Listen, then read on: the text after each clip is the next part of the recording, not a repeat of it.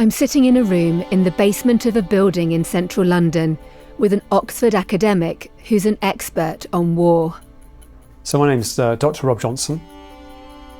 My area of research is about decision making in crises and in conflicts. Rob Johnson is showing me a piece of his own family's wartime history. It's something he always keeps with him. In front of me I've got my grandfather's pocket watch, which he carried during the Battle of the Atlantic and the Battle of the Mediterranean at Malta. And this pocket watch was given to my father and subsequently to me. Reginald Johnson had been a Shakespearean actor before the Second World War broke out. Like most of his generation, he put his own dreams on hold to serve the nation in its time of crisis. His grandson, though, has dedicated his whole life to defence, as a soldier, a scholar and a senior civil servant. Rob is fiercely loyal to his country and would never want to talk it down, but he's become increasingly worried about the state of the UK's defences after a prolonged period of peace that's seen the government and society forget what it means to be ready for war.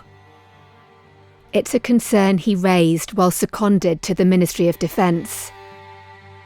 My job was to try to alert colleagues to what was going on and where the gaps were. What I found actually was that many people agreed with me. They knew we're in the position we are, but the response often was, look, government's about choice, and the government of the day and the governments we've had have all made the same choice, which is that we're going to invest in health and education and roads and growth, not in defence. Resilience was second nature during the Cold War, but when the Soviet Union collapsed, successive prime ministers spent less on the armed forces and more on other priorities. European allies did the same, all seeing this as a peace dividend, while gambling that the United States would still protect them if things went wrong. But the threat posed by Russia never really went away, and now under Donald Trump, America's support to its partners in NATO no longer feels so guaranteed. Well, I think it's common sense, right?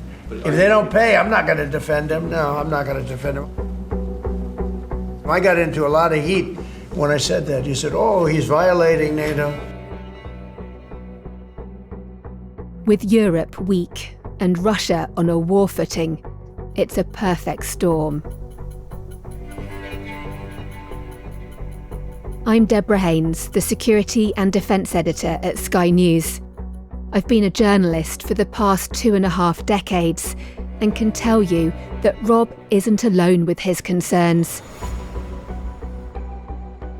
Pretty much everyone I speak to inside the military says the UK has allowed its defences to shrink too far and has lost the kind of national resilience it once had during the Cold War.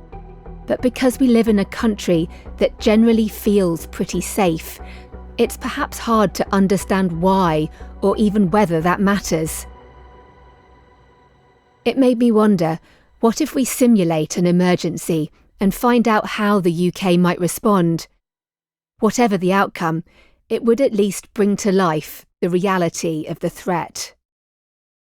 Last year I got in touch with Rob, who's out of government service now and back in his day job as the head of the Changing Character of War Centre at Oxford University. I asked him if he might be up for running a wargame about an attack on the UK, with former ministers and military chiefs playing the part of the British side. He thought it was worth a try. It's why we're sitting together in this basement. So we chose a bunker, we've created some maps. Then I looked at... Rob's just finalising the game he's devised over the past few months. So we've got a lot of mechanics we've had to put together behind the game. It's taken a long time. So I did a bit of research. He describes the scenario as extremely low likelihood, but high impact. That means a low chance of it happening, but catastrophic consequences if it did. And as he works, on a desk in front of him, is his grandfather's watch. It's pretty dramatic because you can hear the ticking of this clock, and it feels like, both in the game but also for real, that our time is running out. What you're about to hear is the kind of war game that's genuinely tested inside government. The main difference is that nothing discussed in Rob's version is classified. Russia knows our weaknesses. But do you? From Sky News and Tortoise, this is The Wargame. Episode 1, False Flag.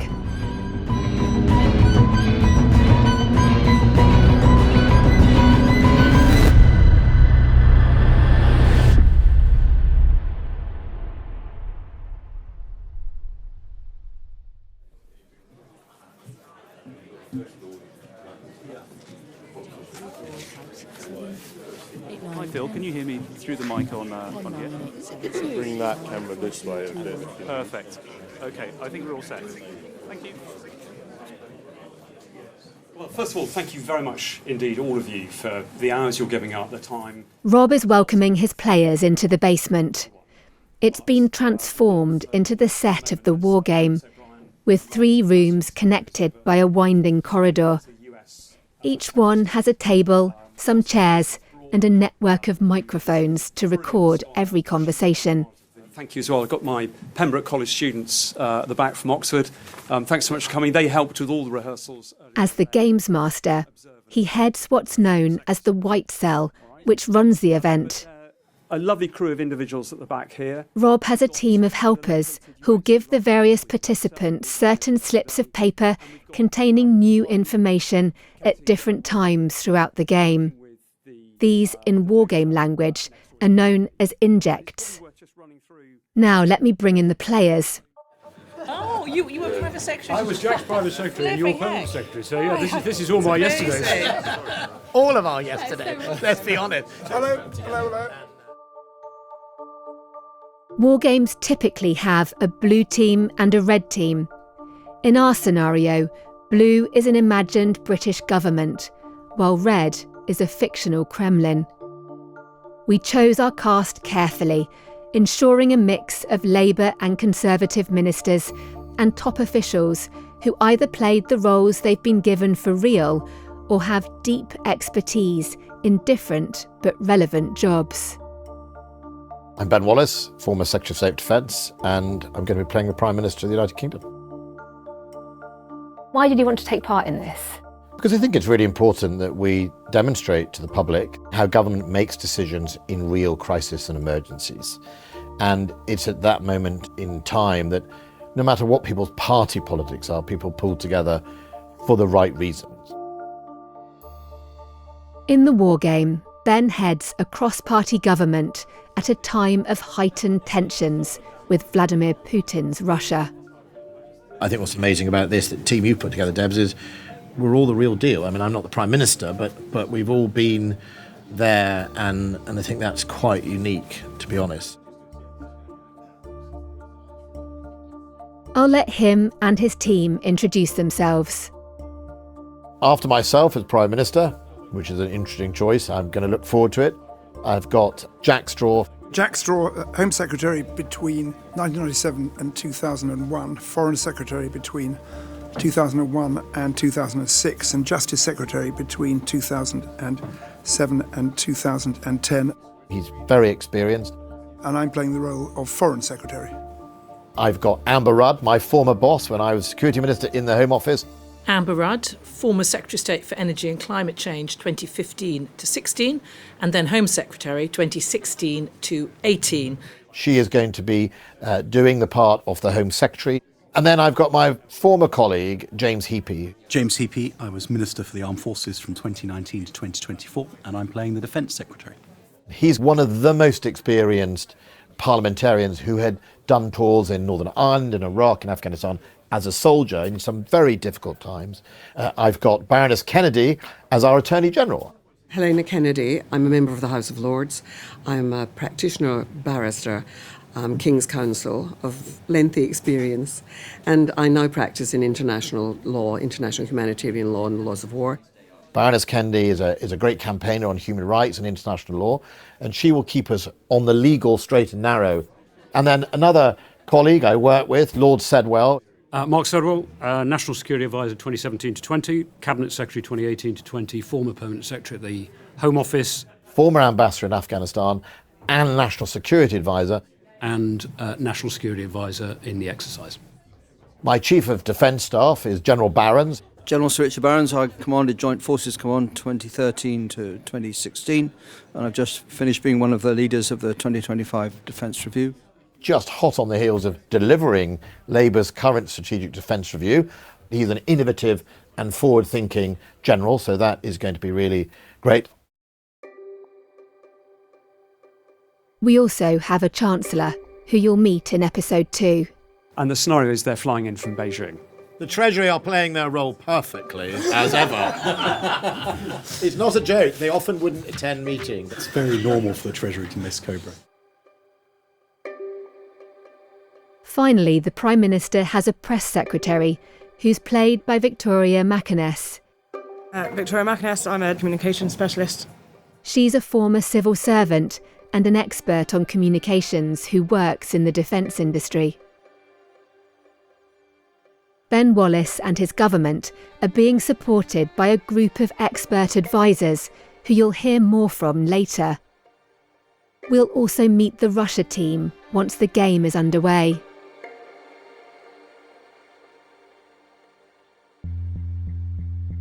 Governments around the world use war games to run through scenarios and test responses for literally anything from health emergencies to World War III. Typically, they're conducted in secret, with the blue and the red teams pitched against each other, each able to act as they choose. In our scenario, though, the red team, while free to make some choices, is already aware of the key steps it will take. By contrast, the blue team knows very little about the scenario and will have to respond to whatever comes its way. As well as running the show, Rob is playing the role of what's known as the chair of the Joint Intelligence Committee, or JIC chair. He'll share updates from the UK's spy agencies, MI6, MI5 and GCHQ, as well as Defence Intelligence, which is part of the Ministry of Defence, or MOD. There are lots of acronyms in the military and the security world. I'll try to spell them out whenever they come up. With the drama about to start, Ben and his team have assembled around a long table in the largest of the basement rooms. We're now going to open the exercise. In the real world, it's a Tuesday morning in early April.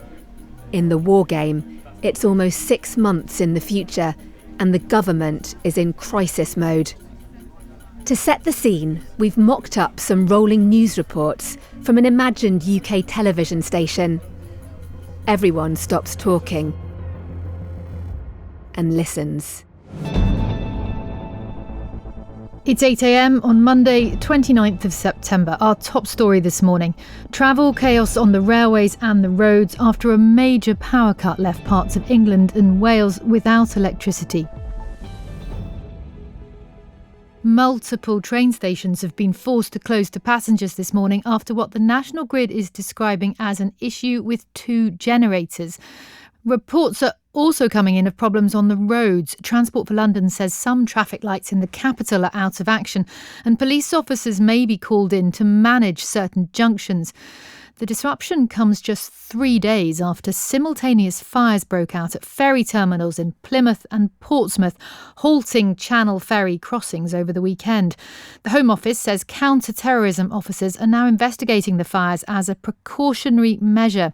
The security sources say they haven't ruled out foul play. Last year, the heads of MI6 and the CIA accused Moscow of waging a reckless campaign of sabotage across Europe. Russia has previously denied involvement in any sabotage attacks, and there could of course be a perfectly innocent explanation for this transport chaos. For now, the cause is unclear. Then, 2 days later, this happens. It's 8 a.m. on Wednesday, the 1st of October. Our top story. Explosions have ripped through a major naval base in northern Russia, killing and wounding dozens of personnel. The Russian president has suggested the attack at Severomorsk was linked to the UK and has vowed revenge. The British government has yet to comment, but Downing Street sources have strongly rejected the allegation of any UK involvement. We'll bring you more as we get it.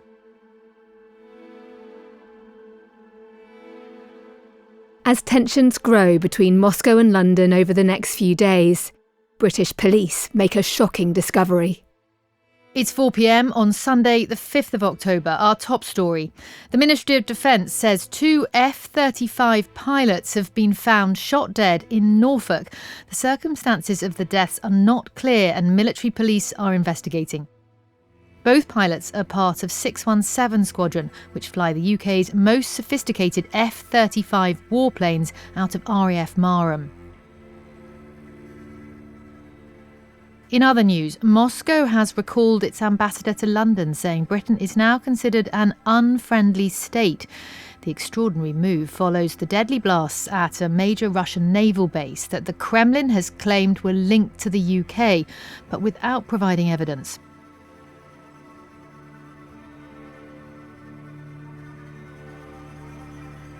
The mysterious killing of 2 such elite fighter pilots, coupled with the aggressive rhetoric from Moscow, prompts the Prime Minister to convene an emergency Cobra meeting. These are held at times of crisis. Cobra stands for Cabinet Office Briefing Rooms. The Wargame begins at 5 p.m. on Sunday, the 5th of October, 2025.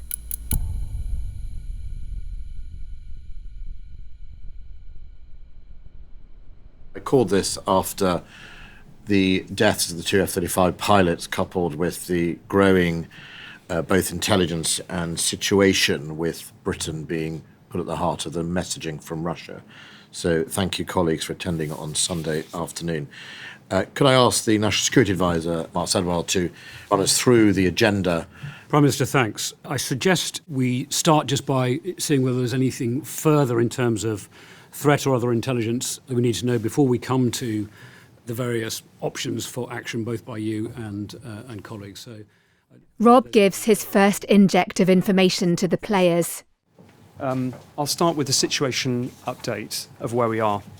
There was indeed on the 1st of October a terrorist attack in northern Russia. It does appear that in the early hours of that day, over 100 Russian naval personnel were killed in detonations around the port of Murmansk, Severomorsk, and its residential area. GCHQ did a lot of work to try and identify who had been behind this particular attack. Rather curiously, there were some inferences that Dagestans are involved. The intelligence is referring to Islamist extremists from the Russian Republic of Dagestan. It suggests their motivation for launching the attack could be anger at Moscow for recruiting their men to fight in Ukraine. The Russian government announced that they needed little further evidence to confirm that this was an attack by British intelligence using divers. I think we can dismiss this nonsense. Rob then shares information from MI5 on the 2 F-35 pilots whose bodies were found early in the morning. Both appear to have died on Saturday night. Police investigations are ongoing. We have low confidence in the intelligence so far, but it's likely that these men were tracked before they were killed. He highlights 2 other important developments. Signals intelligence reveals that there is a snap Russian naval exercise underway today involving rehearsals for the deployment of surface-to-surface missiles in the North Atlantic. What they also note at Cheltenham is the intensity of cyber attacks on UK businesses and government websites has increased by a magnitude of 65%. Cheltenham refers to the location of GCHQ, the government's signals and cyber intelligence agency. While the cause of the rise in cyber attacks isn't clear, it could be yet another sign of hostile Russian activity. The National Security Advisor is interested in what appears to be an exceptionally large Russian naval exercise involving warships, aircraft and submarines. It's being tracked by American, Norwegian and British ships. When he says CDS, he means Chief of the Defence Staff. That's the Prime Minister's top military advisor and head of the UK Armed Forces. PM, perhaps from CDS, just more on this Russian naval exercise and how we're monitoring it, and in particular, CDS, do you have any concerns about how they're operating in these circumstances? Yes, thank you. So, Prime Minister, if I may, from the military perspective, I'd like to widen this discussion a little bit. I think it's becoming clear that the country is being subject to a wide range of coercion. We've seen the attacks on the railway, the likely attacks on the traffic infrastructure in London and the ferry fires, and now we have had 2 F-35 pilots murdered. And I have to say that if we fit all of those things together, the murder of the pilots is a traditional special forces activity. So we should not indulge ourselves by thinking that was some sort of accident. Killing pilots was part of the Soviet playbook during the Cold War. Richard Barons, the general who's playing our defence chief, once told me about a Czech Special Forces officer whose task in the run-up to war, once he'd smuggled himself into the UK, would have been to go to the officers' mess at an RAF base in Lincolnshire on a Friday night during happy hour and shoot all the pilots. And when you think about it, a 9mm bullet is a much more efficient way of grounding an air force than a barrage of missiles. So what I've done so far is I have made sure that all the pilots of our F-35 and Typhoon aircraft are now coming into their bases, and they will stay there with their families until the situation is clearer. This means they'll have additional security. To answer the National Security Advisor's direct question, we are monitoring a Russian exercise in the North Atlantic.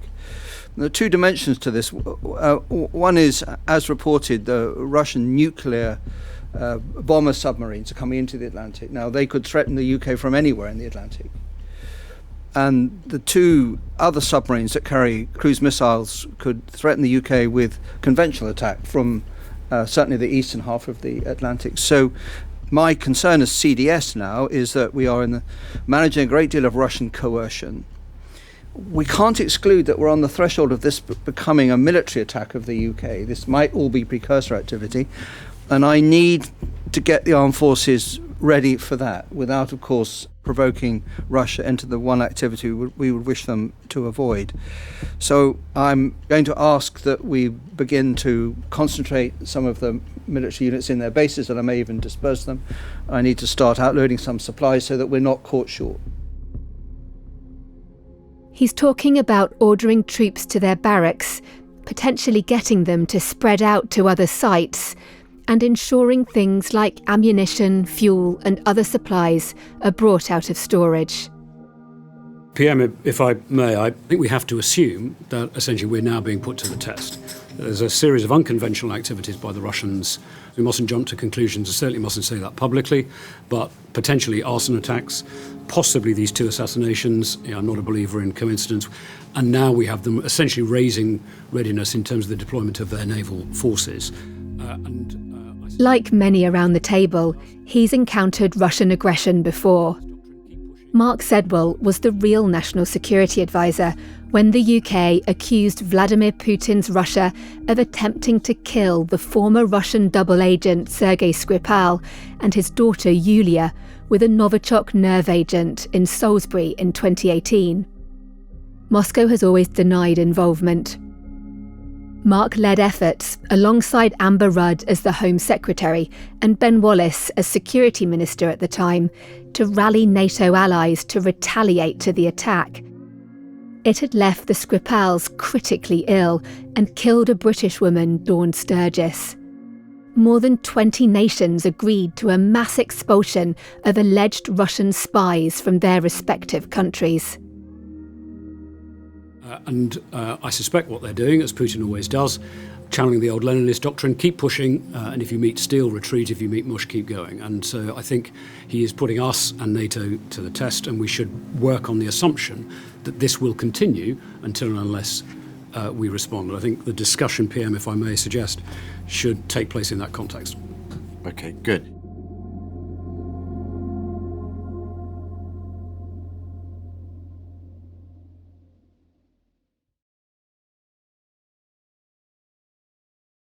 In Russia, the reporting of the attack on the naval base has a very different spin. We asked an expert on Russian state communications, Valery Akimenko, to help us craft an imagined state media bulletin. На побережье вблизи военно-морской базы Североморска a British frogman's outfit has been discovered on a beach near the Severomorsk naval base. The head of the investigation into last Wednesday's attack says this is powerful evidence of British involvement in the terrorist atrocity. Several experts have likened the suspected British operation to the Nazi surprise attack on the Soviet Union in 1941. It is just the latest example of British-sponsored terrorism. As you know, the UK has been the closest backer of the Nazi regime in Ukraine. Сторонником нацистского режима на Украине.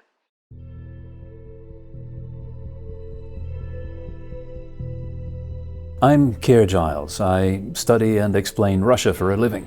I've written a number of books about what Russia does, why it does it, and what it's going to do next. I'm playing the president of Russia in this wargame. The Kremlin, for the purpose of the game, is in another room, separated from the British side by a corridor, a hall, and a couple of doors. Keir is joined by 3 other experts, each with experience of playing the Russia side in wargames to help Western allies better understand the threat posed by Moscow. There's Tom Sorostoks from Latvia, who is going to be playing the Chief of the General Staff, so in charge of the Russian military. In real life, Toms is a director of the National Defence Academy of Latvia. He's flown to London especially for the wargame. It's October in the game. This may go down in history as the British missile crisis. It also luckily coincides with the birthday of our beloved leader and president. Also just off a flight is Maria Engqvist, deputy head of the Russia and Eurasia Studies programme at the Swedish Defence Research Agency. She's going to be playing the head of military intelligence. Yeah, 7th of October, if I do not remember incorrectly. Known as the GRU, this is the agency that the UK believes carried out the Salisbury spy poisonings and many other hostile acts. And then dialing in remotely, we have Robin Hagblom. He is a naval analyst from Finland, and he will be playing the commander of Russia's Northern Fleet. The Navy is very eager to take this opportunity to be able to extract revenge for the terrorist attack at Severomorsk. Appearing via video link, his backdrop shows the inside of a warship. He's got a good backdrop. Robin looks very operational. In reality, he's in his office in Finland. Robin is a senior advisor at a risk assessment company called Risk Intelligence. And despite what he said about extracting revenge, no one on the Russian team really believes the UK had anything to do with the explosions at their naval base. It is our assessment that it was the terrorist attack carried out by Dagestani extremists. The Chief of the General Staff has just been asked who was responsible. He too blames Dagestani militants, echoing the British assessment. Very good. Thank you, colleagues. I approve of your assessment. We will deal with our Dagestani terrorists at another time. But this provides a historic opportunity to neutralize the Anglo-Saxons as an obstacle to our objectives. I agree with your recommendation that we should use the Severomorsk attack as a pretext for launching Operation Tuman. This is the secret code name the Russian side has given its attack plan. The word means fog in Russian. The president asks his spy chief whether she thinks the US will help the UK. It is the assessment of my agency that the US have no interest in engaging in warfighting in Europe. Britain and the US have drifted apart increasingly during the past years. US resources remain focused in the Indo-Pacific. This is a bold and necessary operation that will effectively be the end of NATO. The commander of the Northern Fleet gives an update on the readiness of his flotilla. As we have been able to prepare for these strikes for 2 months, we are in a relatively good shape, though of course we have not been able to create any miracles or add new units to the fleet in this time. So to confirm, Admiral, we are not expecting that the United Kingdom is able to defend realistically against our missiles. Is that correct? That is correct. The number of air defenses they have available able to intercept our missiles is very limited. We have a significant number of missiles aboard our ships and submarines. This should not be an issue. He's identified a glaring vulnerability here that, as with most of Britain's military cuts, can be traced back to the end of the Cold War, when successive governments ran down their ability to defeat attacks from the sky, to save cash. Today, only a handful of RAF squadrons and a limited number of army systems can intercept cruise missiles. These are self-guided weapons propelled by a jet engine that are powered all the way onto a target. As for ballistic missiles, which are blasted to a high altitude, even out of the Earth's atmosphere, before dropping at a steep angle onto a target at great speed, the Royal Navy's Type 45 destroyers are the UK's sole line of defence. But it only has 6 of these billion-pound warships, and 4 are routinely unavailable because of maintenance woes and crew shortages. One of them, HMS Daring, has spent more years being fixed than out at sea. A NATO command base in Germany is responsible for defending the airspace of the whole alliance, including the UK. However, British forces would be the first line of defence against any threats coming straight at them from the Atlantic. Chief of General Staff, I would like to hear from you about our overall military position. The president is now asking his defence chief about the overall state of Russia's armed forces given their war in Ukraine. Of course, much attention has been paid in past years on the special military operation and the losses that we have suffered during that operation. And those losses have been significant. However, in terms of military personnel, we have recovered, and our military in the coming years will be even larger than it was before the start of the special military operation. So for a target like the United Kingdom, we are in as strong a position as we were before. Yes, and we are certainly in a stronger position than the UK. Thank you for your assessment.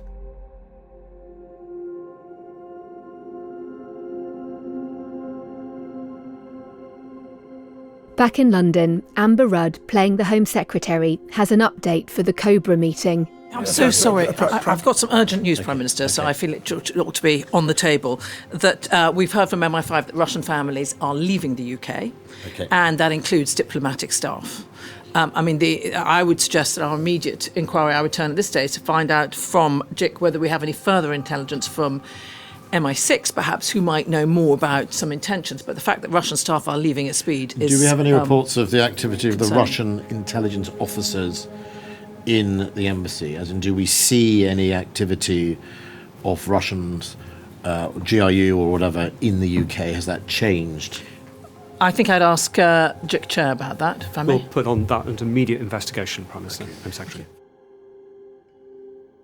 The exodus of a number of Russian families is a further indicator that something bad is heading the UK's way. Prime Minister, can I ask, as the CDS said in his earlier remarks, this is an escalation of the squeeze we've felt from the Russians in terms of their attacks on the UK and on other European countries as well. Do you have any view, Prime Minister, or perhaps the Foreign Secretary, about what the Russians are after? What are they trying to achieve? Is it anything in particular, or is it just retaliation for an event that took place that we weren't in fact responsible for, but they want to show a response to? Well, one of the challenges is Russia has a long track record of false flag for the purpose of its own agenda. A false flag can mean an action, like a bombing or an assassination, that's done by one side but blamed on the other to create a fake pretext to attack them. Attribution is also typically hard, making it difficult for the accused to prove their innocence.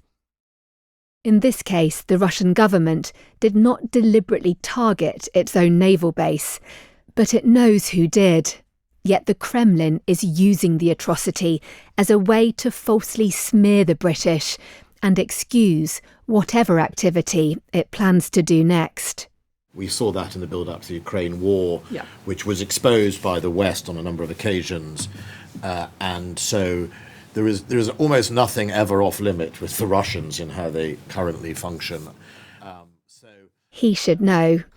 When Ben Wallace was the UK's real Defence Secretary, he was a leading voice in 2021, raising the alarm about the impending threat of a Russian invasion of Ukraine. He was also instrumental in rushing out British weapons to Ukrainian forces to help them fend off the initial onslaught the following year. So it could be they genuinely believe we are behind this attack. My own experience when the Russians were obsessed that there was a dirty bomb in Ukraine, I had a phone call with my Russian defence counterpart. He contacted me, my Turkish counterpart, and my French counterpart. Interesting choice of people for him to contact. When we were in one summer, they were determined that the British and others were behind a dirty bomb, totally untrue and false. And to this day, I would still be guessing whether they believed it or whether they made it up themselves. So I think we can only really look at their physical deployment as the marker, and trying to undo the riddle could be a lot of energy, the riddle behind it all. Helena Kennedy, as the Attorney General, offers her view.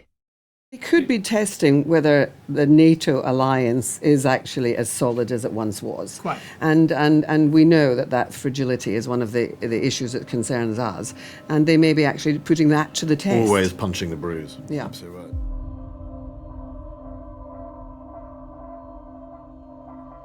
Suddenly, the chair of the Joint Intelligence Committee interrupts.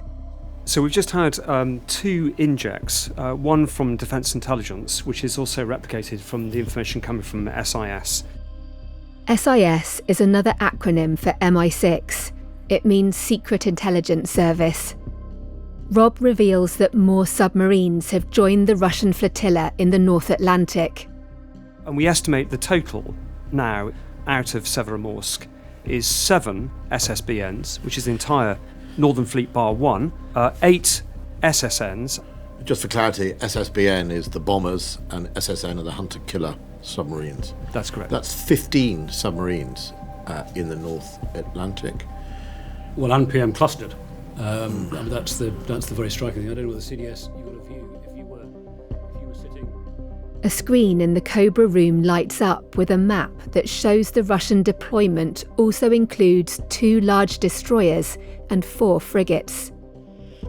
These are medium-sized ships armed with missiles. Such a formidable display of naval power is the biggest warning sign yet from Moscow. This is well above the normal complement that we would expect to see deployed.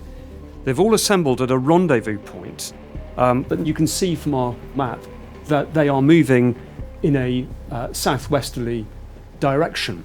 And there are active Russian air operations over the North Atlantic, all of which are being tracked by our own surveillance sites and by our own surveillance aircraft and by American satellites. Put in perspective for others around the table, normally, roughly, you'd get 3 to 5 submarines lurking around the Atlantic, Russian, American, French, British. To have 15 from just one power alone is extraordinary and takes a huge amount of effort actually by any country to see that many submarines. So it is definitely out of the ordinary. I don't know whether CDS, you've got a view, if you were sitting in your Russian counterpart's chair, what would the basis would be for deploying not only that number but in that concentration? So in my view, this is clearly an enormous show of force. It's quite out of any form of normal pattern. All of this activity is in international waters and airspace, so it's still at some distance but also protected by international law. It is heading around the UK, but it remains in range of the UK. The best outcome is that this is just a show of force. The worst outcome is this is setting a force in order to attack the UK. The National Security Advisor explains this is not just a problem for the UK, it's a challenge to the whole of the NATO alliance.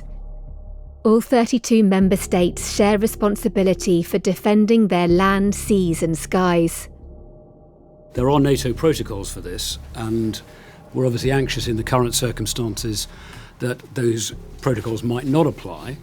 But if we can just at least test by presuming that they will, do it perhaps on the professional military channel first, CDS perhaps, and just almost presume that they're going to operate as we've always understood they will, and then if it looks as though they won't, we then escalate to the political level. He's referring here to uncertainty about the United States' commitment to defending Europe. Jack Straw, speaking as the Foreign Secretary, is far more blunt. Prime Minister, the elephant in the room here is what the US is going to do. In the past, we were confident that the US would be with us. Now, the question I raise is, as well as sitting on the phone to professional opposite numbers in NATO headquarters and command centres, do we also hit the phones, in my case, to talk to the American Secretary of State?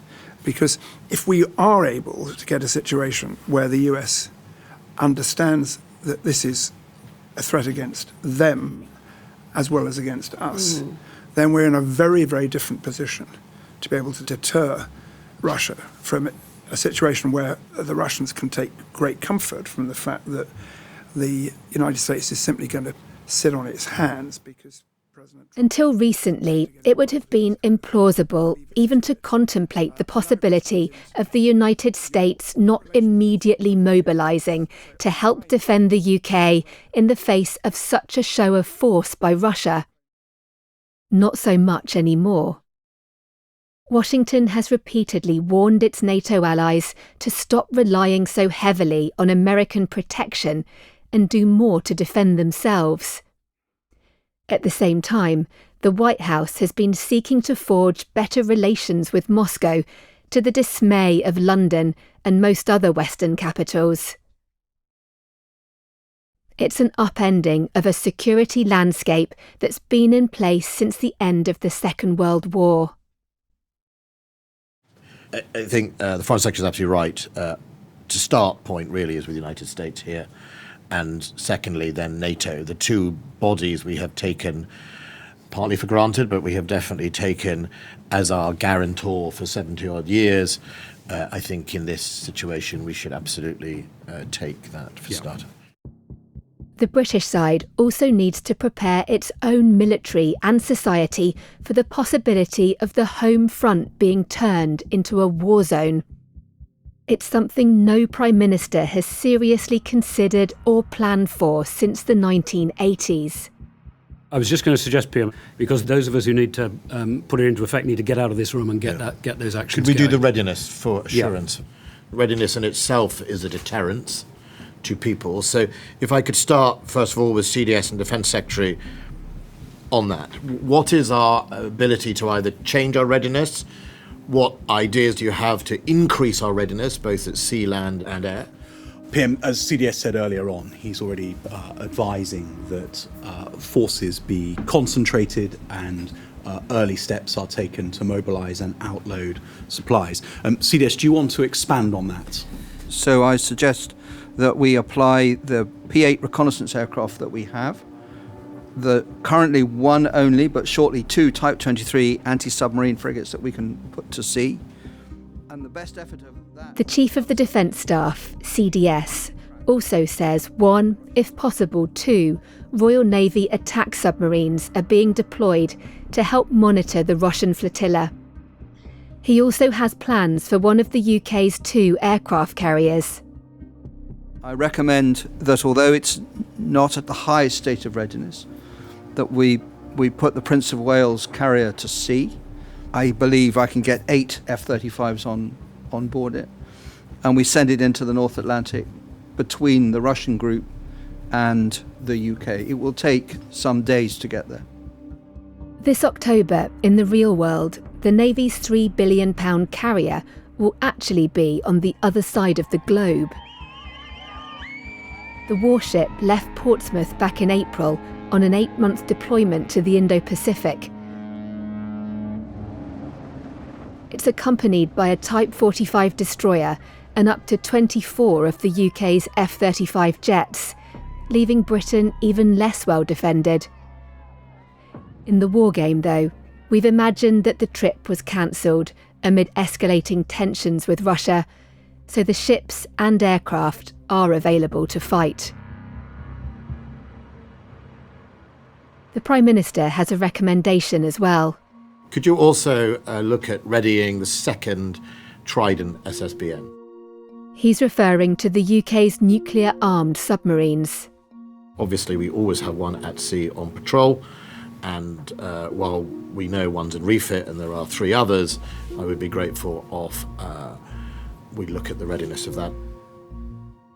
It's the most dramatic move yet by the British side, underlining the gravity of the crisis. The Navy has a fleet of 4 nuclear-armed submarines. One is always deployed on a rotating basis, providing what's known as the continuous at-sea deterrence. That means it's ready to fire nuclear weapons to defend the UK if given the order.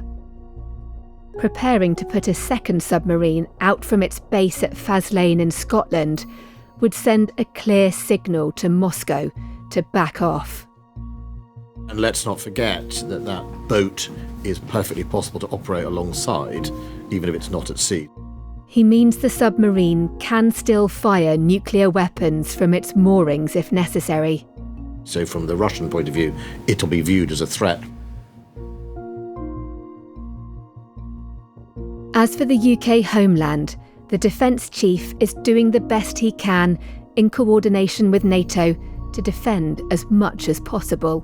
What I recommend is that we surge the Royal Air Force to produce 2 24-hour combat air patrols.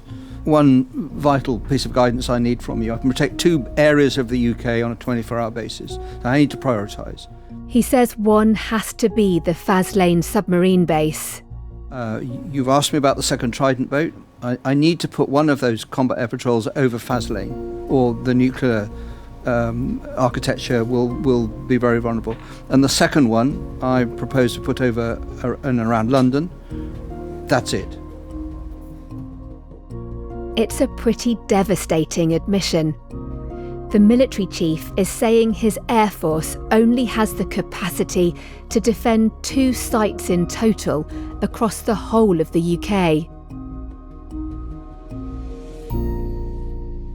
The Prime Minister isn't so sure London should be one of them. So in terms of military vulnerability, is London the priority if this was an attack by Russia? That, randomly hitting suburbs of London is not going to deteriorate our capabilities, as opposed to putting those patrols somewhere like, I don't know, over the RAF bases of East Anglia. So, Professor, that depends how you feel about Whitehall and the centre of government and everything else that sits in and around the centre of London. Yes to Faslane.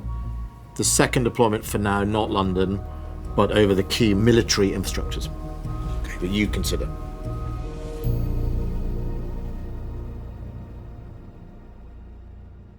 James Heapy, our Defence Secretary, then speaks. It's also worth noting that the activity that CDS describes is a not insignificant outload of UK military resource. And I think that brings with it two issues. Firstly, that we will not be able to deploy that amount of force in secret. Indeed, you may not want to deploy it in secret, but we need to think carefully about what the messaging is that we attach to the outload of those forces. But secondly, it won't escape the notice of many in the commentariat that what we do deploy is still overmatched by what the Russians have deployed as well. As they talk, another update comes in. Forgive me, I have one piece of news, which is I understand that an Akula-class Russian submarine has surfaced off Orkney, and it's then paralleled a commercial ferry and then submerged. Imagine this. You're on a ferry to the Orkney Islands off the north coast of Scotland, along with dozens of other passengers. You look out the window and see a giant grey attack submarine pop up out the water and then dive again. People would surely pull out their phones to take videos and photographs to share online. That is exceptional activity. It's clearly threatening and it's messaging to us. It's also public, so we'll not be able to keep that a secret in a way that a Russian deployment in the North Atlantic might be a secret. I mean, this is clearly breaking out nationally, CDS. They've been seeing it, but also the fact that the Russian diplomats and their families are leaving is now all over Twitter. The Home Secretary. So it's going to be very evident that the Russians are signalling that there may be, let's call it what it is, Prime Minister, there may be an attack.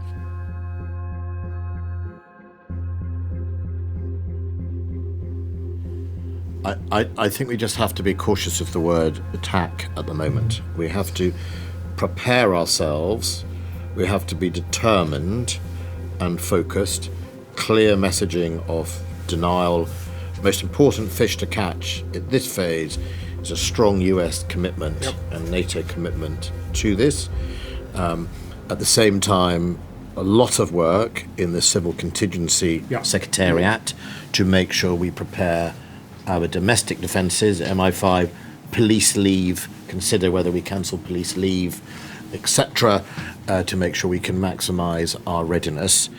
If I may, PM, I agree with all that. I just think we need to just think how we're going to message to the public as this escalates. Absolutely. And I would really like to have, I don't know whether you're going to be doing media or the press secretary is going to be doing the media, but just some reassuring words, but also acknowledging the threat that we're under. Absolutely. Because that will be available for everyone. Home Secretary, as the guardian of the domestic threat, I would ask you after this meeting to do the media reassurance around civilian infrastructure, civilians, a reassurance about investigation of the F-35 pilots.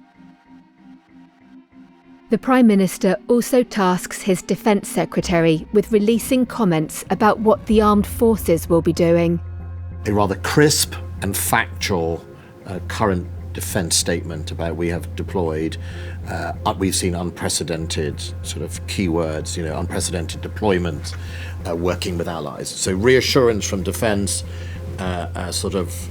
we have a plan from the Home Office, which I always think is important to communicate. You have a plan. Yes, that's the most important thing. PM, I think you have to go. If I may, I think we all have our homework to do. Foreign Secretary and I will start working the phones. We'll get you engaged as we need to. Thank you very much indeed. Break. Thank you. As Rob Johnson ends the session in the Cobra room, though, the Defence Chief steps out and walks across the corridor to a second room. Inside, the top operational commander has gathered a team of advisors to discuss the UK's limited options to defend itself.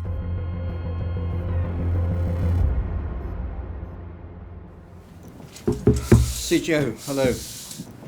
Morning, CDS. Lieutenant General Sir David Capewell is a highly regarded and hugely experienced Royal Marines officer who spent almost 4 decades serving in the armed forces. He's reprising his former job as Chief of Joint Operations, or CJO. In an emergency like this, he'd be in overall command of UK forces in the fight. I've just come from Cobra. It would be fair to say there's quite a lot of disquiet at what's going on, considerable uncertainty, but I have some instructions which we are going to have to tackle at speed. The Defence Chief lists the tasks, from defending the UK airspace to tracking the Russian flotilla, despite far too few jets, ships and missiles. Everybody knows we can't do it all. He also says there's a big question mark over whether NATO is going to help. Thank you, CDS. We can definitely get on with the planning necessary to provide the protection and oversight and surveillance requirements that you've described. But right at the back of my mind is that we are beginning to see the mortgaging of risk from political intent to operational reality. And the operational reality is that we are extremely thin on the ground and will require quite a lot of negotiation with NATO, who will also be feeling the same pressure to do something nationally as opposed to collectively. So in the spirit of the Cobra meeting, there was not the time for us to have a protracted discussion about how we're dealing with a major Russian military threat, with armed forces that have been conditioned by 30 years of travelling through the post-Cold War era. And we are where we are with what we have. And as you described, unless NATO stands up and supports us now, we're going to feel pretty chilly pretty soon.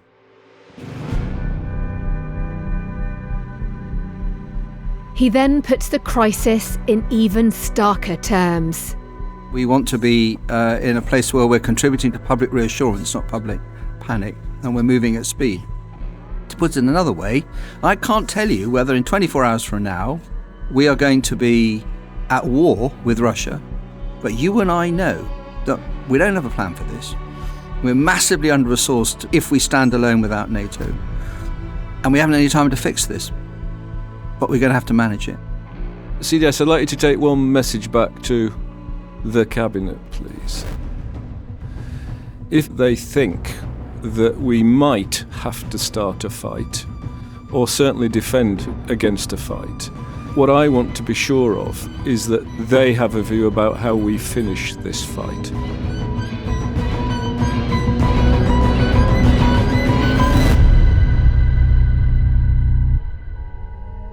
Coming up in episode 2. Good afternoon. Good afternoon, Secretary General. We have suffered a number of casualties. Russia's intention is not just Britain, it is to fracture NATO. The Wargame was written and presented by me, Deborah Haynes. The series producer is James Shield. The development producer is Jess Swinburne. Original music and sound design are by Tom Kinsella. Additional production by Katie Scholes. The editor for Tortoise is Jasper Corbett. For Sky News, the commissioning editor is Paul Stanworth, and the executive producers are Sarah Whitehead and David Mapstone.